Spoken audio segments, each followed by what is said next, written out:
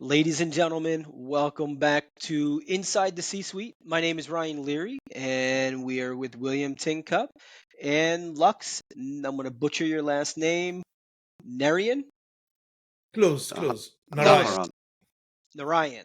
Well, All right. that I'm would going to make give an sense. extra point to William, but yeah, close. That would make sense. All right. So, Lux Narayan, welcome. How are Thank you you. today? All good. Thank you. Thank you for having me. This is That's fun. good. Good, good. Well, welcome into the show. Why don't you take a moment and introduce yourself and share a little bit about who you are? Cool. So, Lux Narayan, most of my waking life is taken up by a company that I co-founded, a company called Stream Alive, and we help make live sessions a lot more alive. And that being a startup and early days, you could call me a sucker for punishment. So I've done startups before and can't seem to tire of it. So obviously, Stream Alive takes a lot of my time these days. What type of events are we talking about? Are we talking about the Facebook Live and LinkedIn Live and things like that type of events, or other types of live events? So short answer, yes, those kind of events and other kinds of events as well. So live events that are online, which could be Right. the way we like to describe it as live streams and slide streams. So whether you're Oh doing it yeah. on Zoom or you're doing it on YouTube or Twitch or on Microsoft Teams or Facebook Live or LinkedIn Live, you are kind of streaming to an audience, so to speak.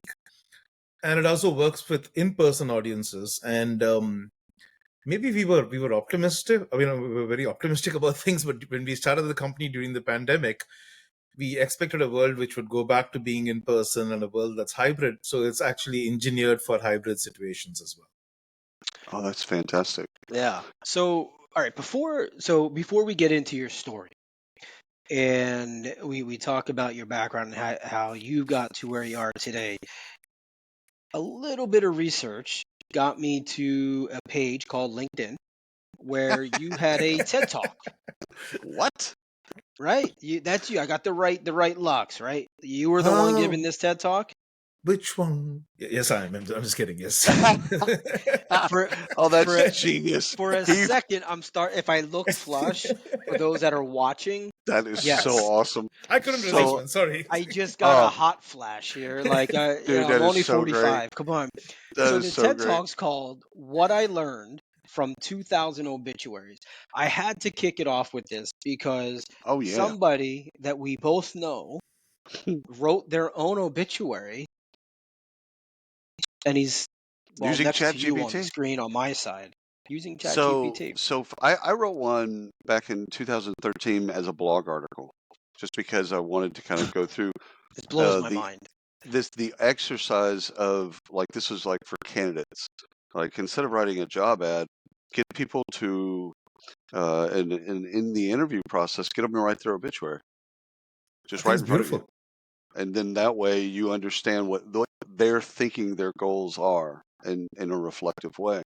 So I did that as a blog post, and then when ChatGPT, the commercial ChatGPT, was available, I went into it. I'm like, in 1,000 words or less, write William Tincup's obituary, and it's just, and it's with great sadness that like, it's written like that, and I'm like, it's like Ah, 2 o'clock in the morning, and I go in, I wake up my wife. I'm like, hey, check this, check it out. All right, when I die, all you gotta do is go to ChatGPT and type this, and then it'll ah. crank out. You gotta tweak it just a little bit, but it's like 99% on. It's Little just like, fact check and we're good. that's dark. Yeah. That's So really dark. I'm trying to figure which one is darker, though. I mean, is it the one you just described, or you going to a candidate and saying, "Hey, I'm in the recruitment space. Please write your own obituary." That's equally dark, if you ask me. It is pretty dark. It is pretty dark. Well, the recruiting one makes probably more sense, in the sense of you're trying to get a feel for them aspirationally. Like, Yeah. where do you think, where do you see yourself? What, like, you serving on boards? Are you funding nonprofits? Do you care about this? Like, you can kind of see a lot about a candidate in a very short amount of time, to be able instead to of see where how you they at see in 10 themselves. years, Right. you're Yeah. right. Write your obituary. Describe yourself. Oh So yeah. tell I've tell done us it about the too. TED Talk. Yeah.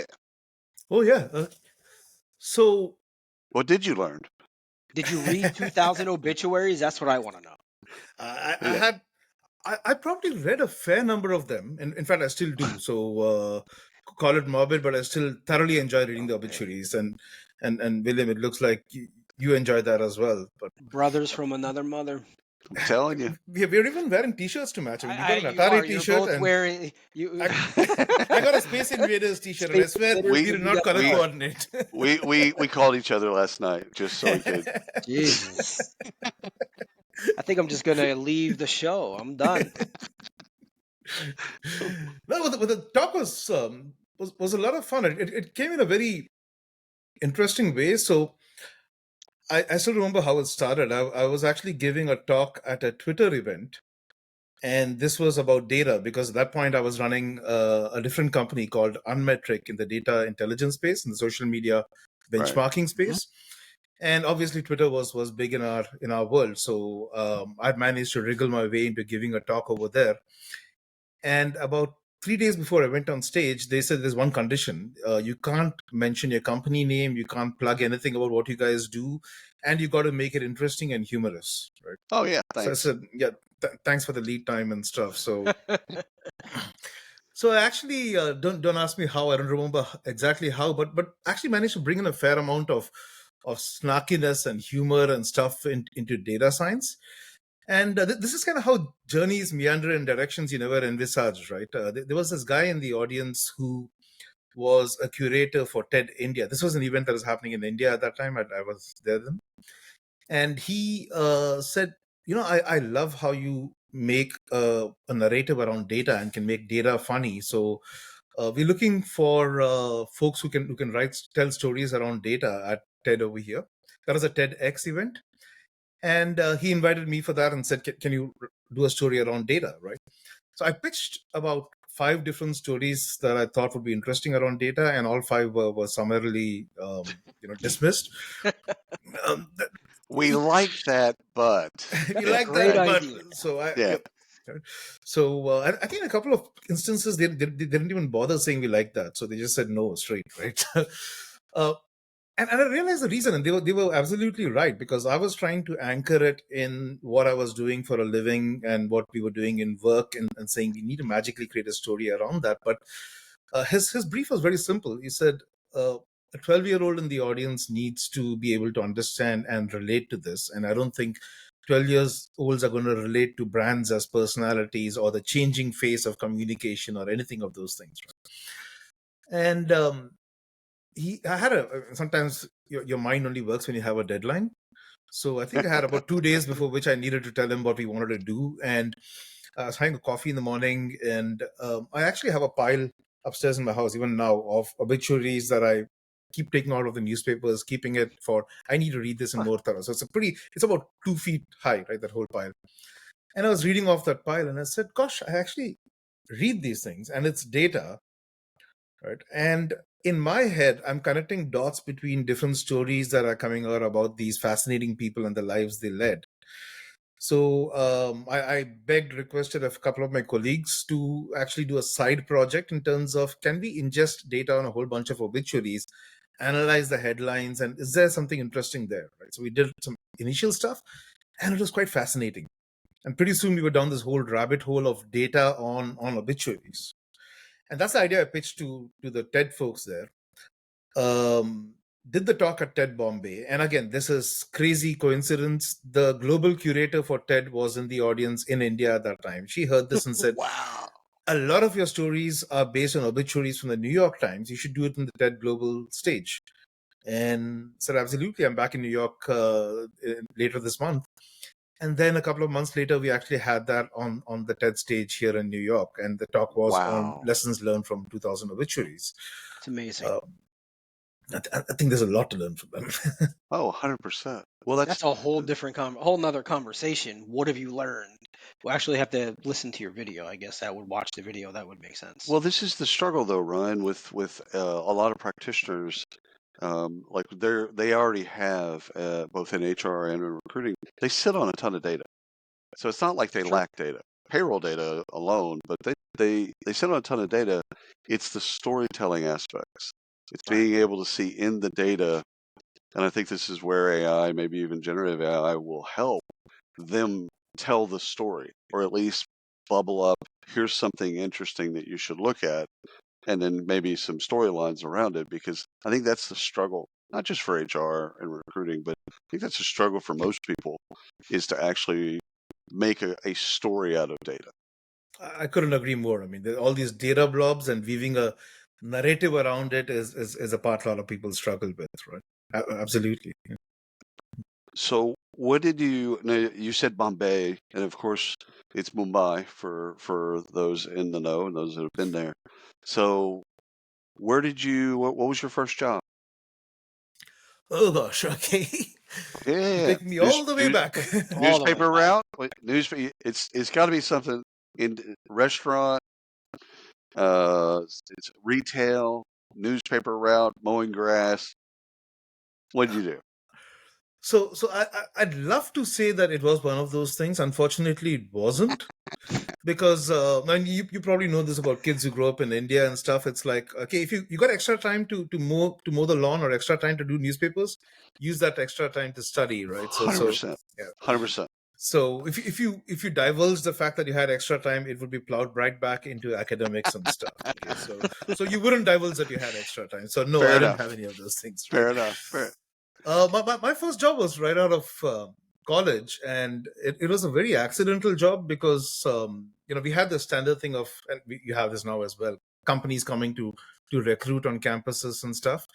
So the place I studied, it's a business school in India in Calcutta, which we now know as Kolkata, and so at the Indian Institute of Management in Calcutta, after I graduated, the norm was for us to go for one of these interviews, get a job over there.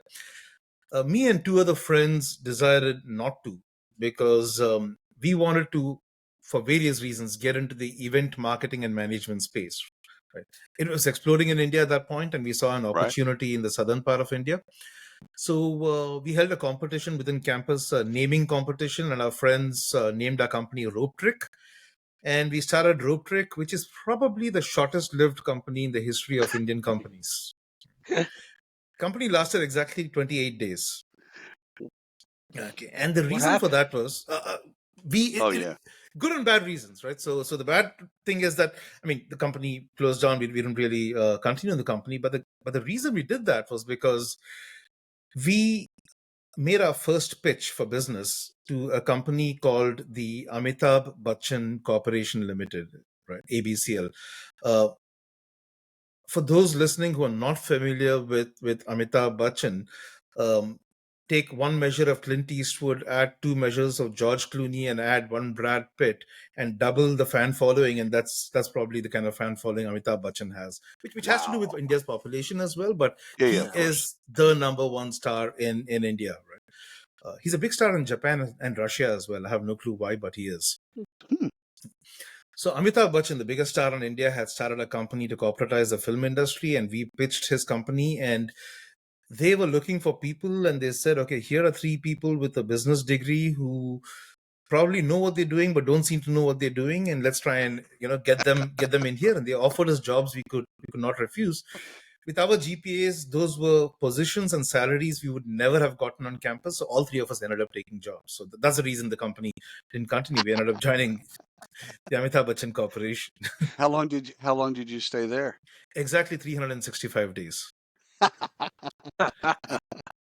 Because you're an entrepreneur at heart, so working Yeah. inside of a company, while stable-ish, you had to scratch an itch.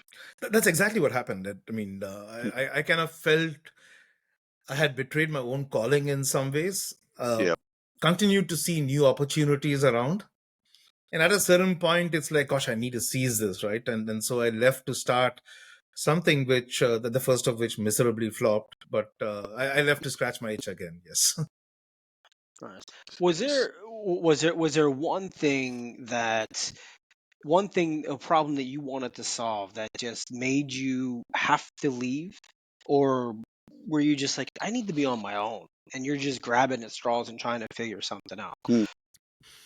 It actually was a problem that I thought could be solved, right? And this was Gosh, here's where I kind of date myself. This was in the late 90s. And at Yep. that point, the internet had just happened and people.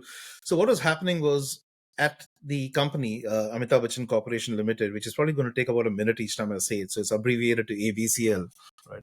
So at ABCL, uh, we used to get a whole bunch of collateral for, events and stuff. So when I needed t-shirts made or I needed a cap made or a banner made, it was a pretty painful task trying to find suppliers who were previously vetted and reviewed, who I could go to and get things done at a reasonable price and for a good quality within a reasonable time. And then there were all these events that were happening in the city, in Bombay, as we called it then, uh, telling people that here are suppliers that sell things to marketers. So I just found that there were companies and brands and agencies who needed a constant supply of things, whether that's services or physical things made, and did not know how to find them.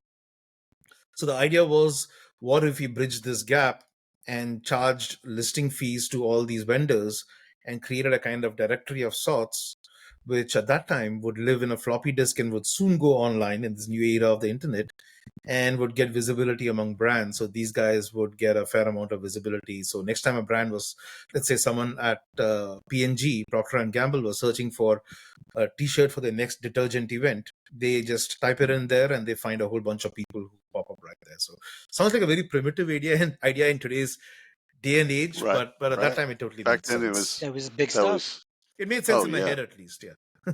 Yeah. What was after that play?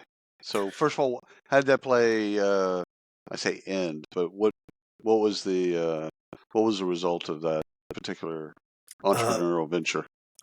Looking back, I think it had legs, but at the time I did it didn't, for probably reasons totally based in execution. So stupidity in retrospect, but I had You it. know, it could be a little bit of too early, It right? could have been a little too early, but it's also a Yeah. fair bit of stupidity because I had a certain budget and I used half that budget to put a half-page ad in the local newspaper, thinking I'm going to have everybody beating a path to my office's front door and calling the phones.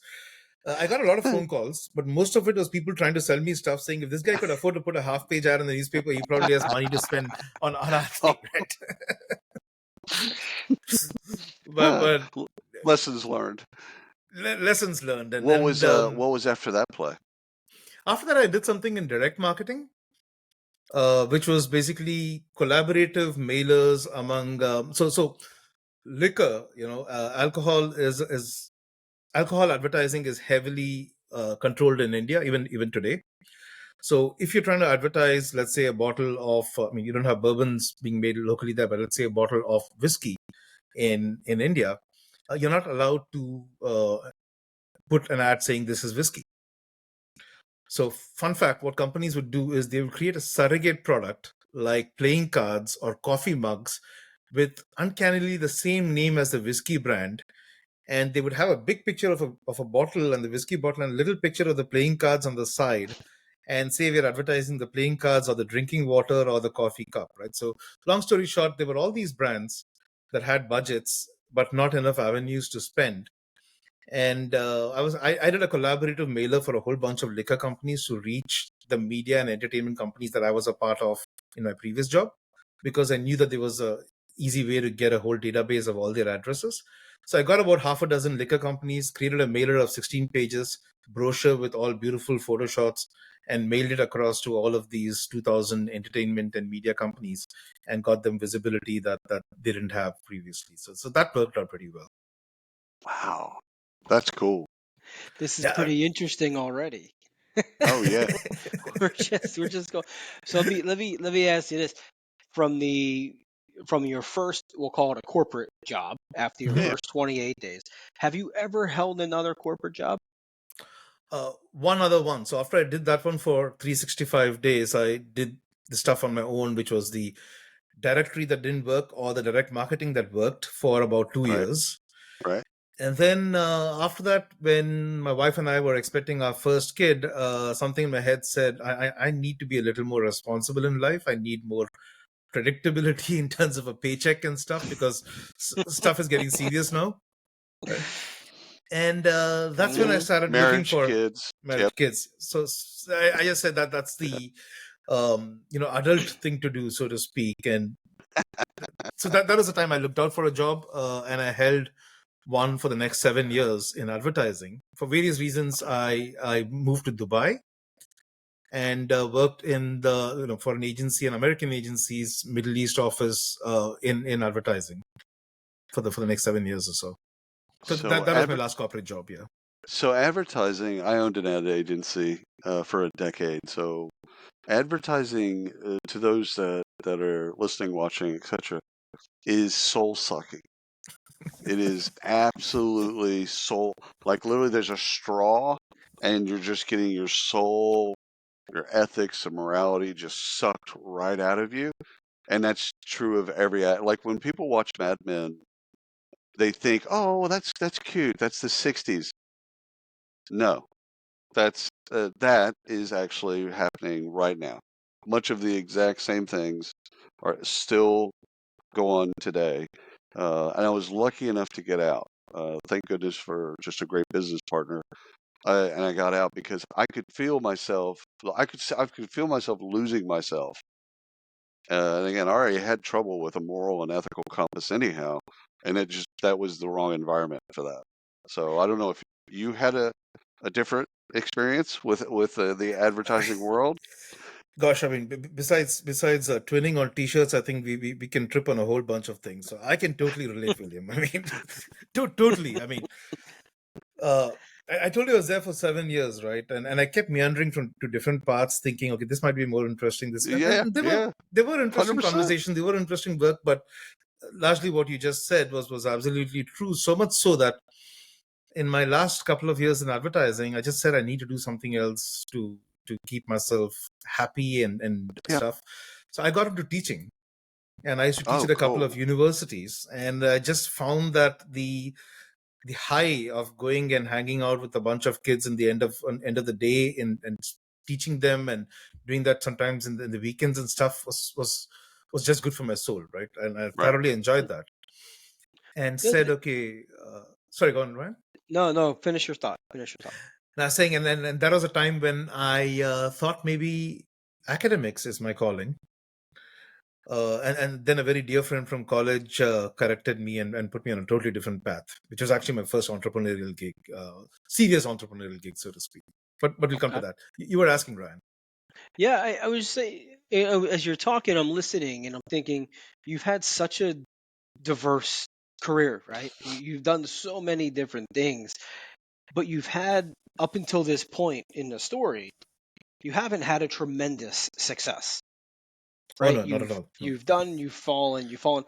So a lot of people that are going to listen to this specific show and probably this episode are in this spot now where they've gone through 2 or 3 journeys. They may be in another journey and they've fallen. They haven't quite hit it yet.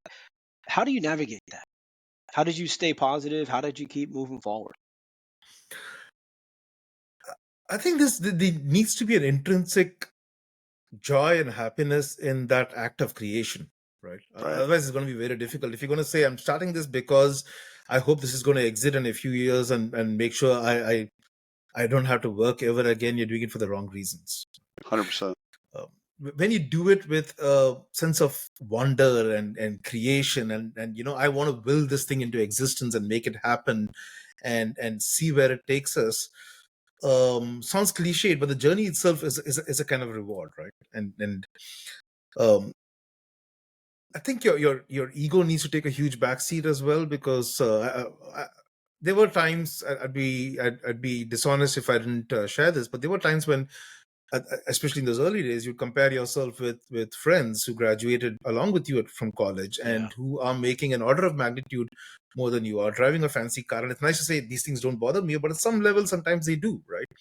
Right. So unless you're doing it for the right reasons, in terms of actually enjoying it, it's very difficult, because there are ups and downs, and fun but unpleasant. I mean, unpleasant fact is that the downs are often more than the ups in a lot of cases, right? So you do need to stay very, very self-motivated. I don't know how much of that is you being wired in a certain way or training yourself to get wired in a certain way.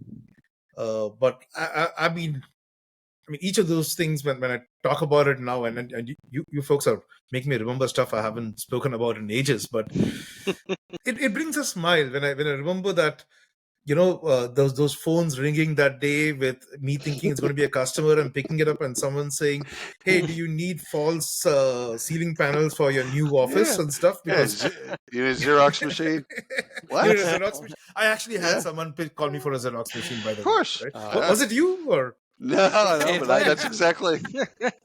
I've had that. I've had that bit happen to me. It's a. In those Xerox fact, salespeople were pretty I. damn good though.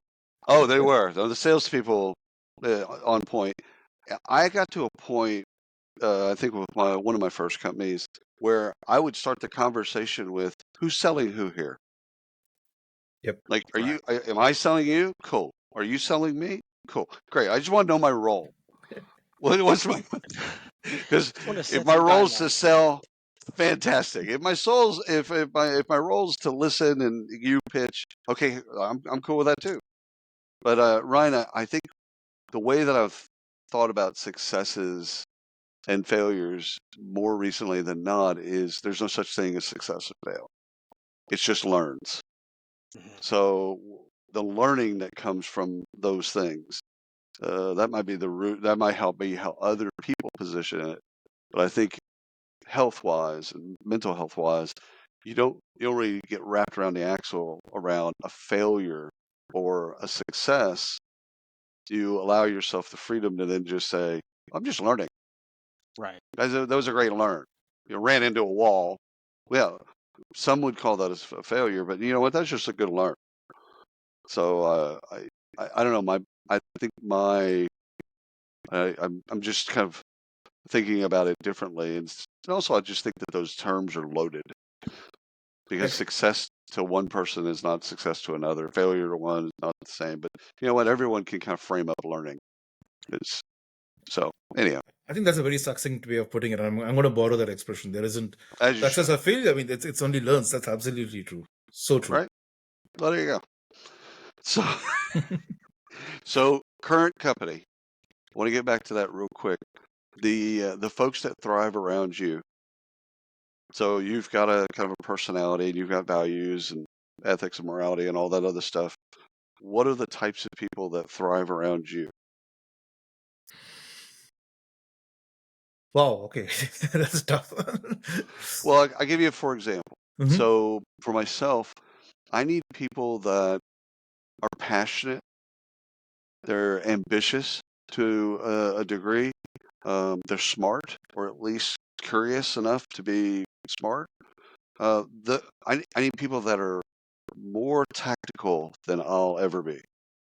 So because I've found just through life, I've found that, and this is going to sound harsh, but you can only do so much with dumb people. Like there's a ceiling, Right. right? And you can label. So, and I don't fare well there. So like if I try to dumb something down for somebody, I felt that's where I fell. So I need passion. I don't care even what the passion is. Like people are passionate about postcards. Great. Yep. I can't teach passion. I can teach you all the other stuff, but I need passion. I like people that are wanting more, that ambition. That might not be the right word, but just people that they want more. And they push you to give them more. I love that. And I also like kind of contrarians, people that will hear me and go, "Yeah, I don't think that. I think it's like, huh, okay, yeah, actually, that's a better idea." So those are the types of people that, Oh, at least historically, have thrived around me. makes sense. Yeah. Yeah. I mean, I think we've had a couple of rubrics that way in terms of how we build a team, right? And it's always been many dimensions to it, but the two broad buckets we've been looking at things are attitude and aptitude, right? And any day, I would say the attitude part is going to have a much higher weightage thing Yeah, than the aptitude part, because as long as you filter for basic intellect right, and stuff, people can be taught skills.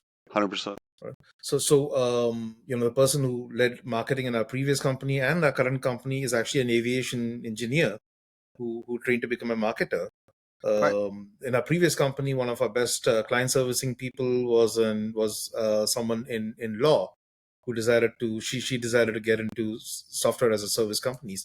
So I think as long as you filter for basic aptitude being there, people can learn skills. But the attitude part comes as something that comes from life experiences, comes with a fair amount of baggage, and is relatively difficult to A, spot, and B, change. Right.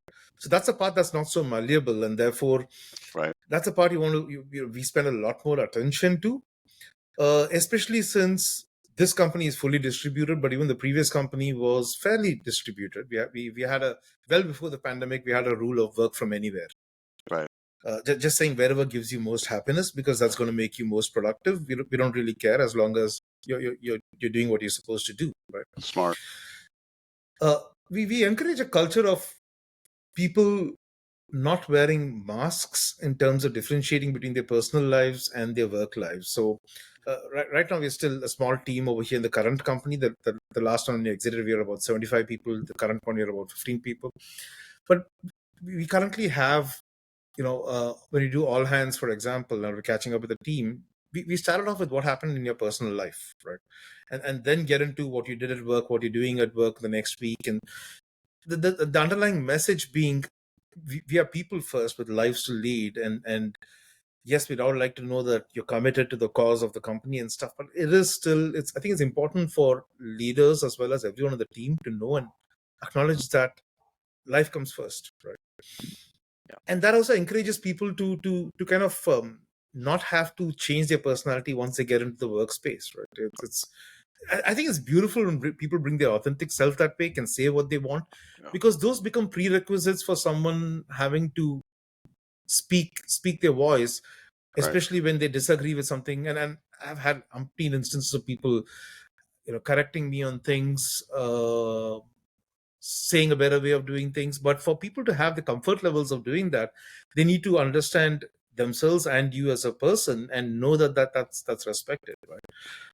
And I think it also, to build a little bit upon that, I think if someone's if someone lies, let's say someone lies in the interview, right, and they come into your organization, they have to live that lie, Mhm. right? It's like having two girlfriends on the side of your marriage. Like, you Yeah. have to live that lie, and you have to That's very remember. specific, right?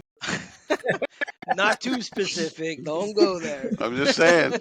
I wonder why What? you chose that metaphor, but anyway, go on. Yeah.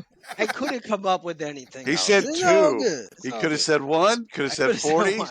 I could have said No, one. You're right. I no. could I'm have just said one. I saying. said I'm two. just Yeah, side I piece. don't even have time for what I have. This is crazy. Um, where was I thinking here? Oh, I so have no you have idea. to, you have to live that lie, and that makes people unhappy. Most Oh yeah. normal people, right? Oh And yeah. then that's just going to translate into the environment. I have a question about.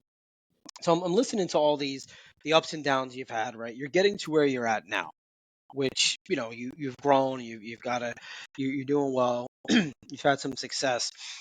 But what gets you excited today? Not as you were coming up, but what gets you excited today when you get up in the morning?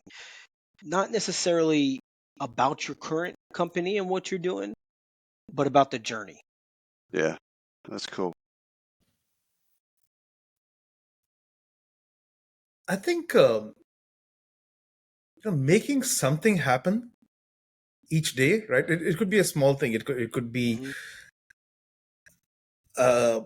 an activity that you wanted to do, right? Like for example, last month we started working with a bunch of Twitch streamers who started using our product, Oh, cool. Okay. and each of those was a different conversation.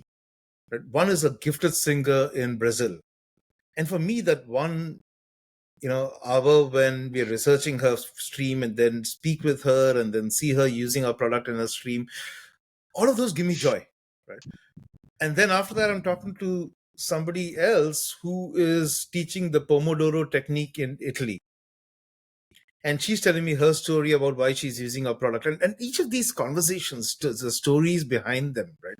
I mean, it's easy to look at it as a data. If you sign up for our product, Yeah. you will still get a link to a calendar that encourages you to get on my calendar as well at times.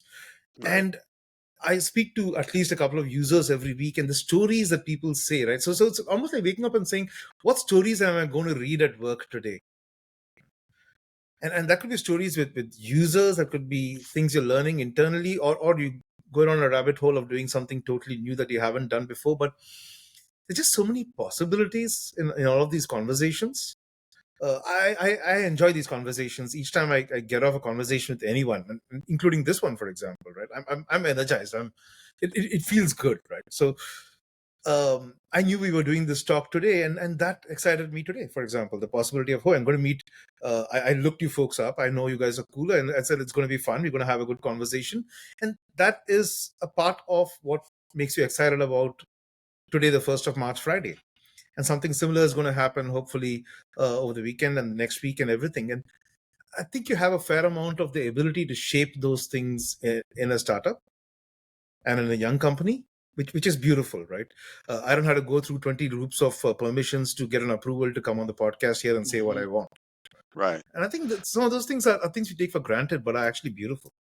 Well, it's the joy in the now, and not having the same day twice, I think is intoxicating, and it's also liberating for the folks that are around you. The employees get to watch you, and they get to see you take joy from something as simple as having a conversation with somebody about their story. I can see that being extremely powerful for people to then say, it's okay to just have conversations. Like that's a part of the bit. Um, I love it, right, Ryan? I don't have any other questions. This has been absolutely amazing. Yeah, no, this has been really good, Lux. Thank you so much for coming on. Your 100%. your journey was super interesting. I think we're gonna have to go on a journey to see if we can find someone who has a company that lasts at less than 28 days. Oh, I'm sure it exists. I'm sure. We I'm will sure it find exists. one and we'll let you No, know. usually out of business schools. Yeah, there's Yeah. some that. Yeah. Yeah, but for real, this has been a fantastic conversation.